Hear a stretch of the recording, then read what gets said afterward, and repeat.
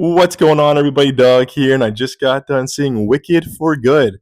So, after seeing Wicked for Good, I have now seen all my most anticipated movies of 2025. That and The Running Man were the ones I need to check out before the year ended. And I can proudly say that this movie did not disappoint. And I can say this with my full heart, this movie is still wickedly delightful in every magical way.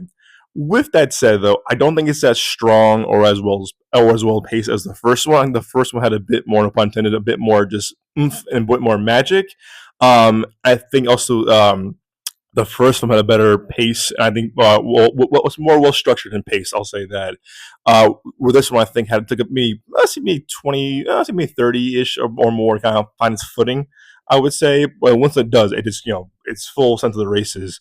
And looking back in this, I mean, I still am just awe of how both Cynthia Erivo and Ariana Grande, like they're so perfect in these roles, and just hearing them sing the second half of the musical is just again so it's so enchanting and it's so delightful. And I think looking back in this movie, these movies a couple years now, we're gonna look back and say, wow, they were just perfectly casted for these roles, and they truly are.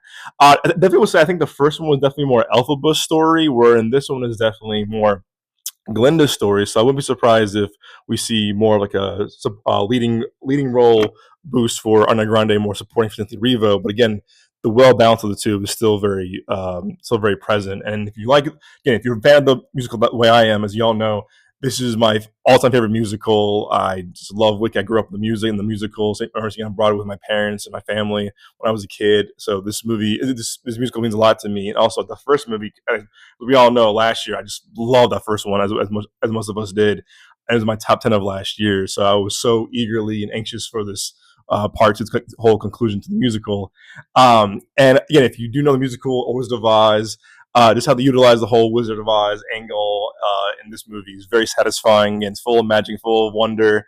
I thought how they utilized the Wizard of Oz in this was very, very well done, and also they give a lot of cool stuff to the supporting cast. Like I said, with Jeff Goldblum and Michelle Yeoh, and again, no spoilers, but like, again, when you see how the supporting cast kind of play into the whole overall story and the Wizard of Oz element, it's very satisfying.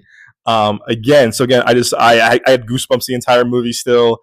Hearing Cynthia and Ariana kind of sing the rest of the songs, I was kind of definitely bobbing my head, kind of singing along quietly in a packed audience. But yeah, again, I didn't love the way I loved the first one, but I left really feeling kind of again really full of wonder and joy. Again, had goosebumps the entire movie, so I'm definitely looking forward to seeing this again, and also owning the vinyl, of course. But hey, look out for my full review on our YouTube page and our podcast feed. As always, guys, we'll see you all at the movies.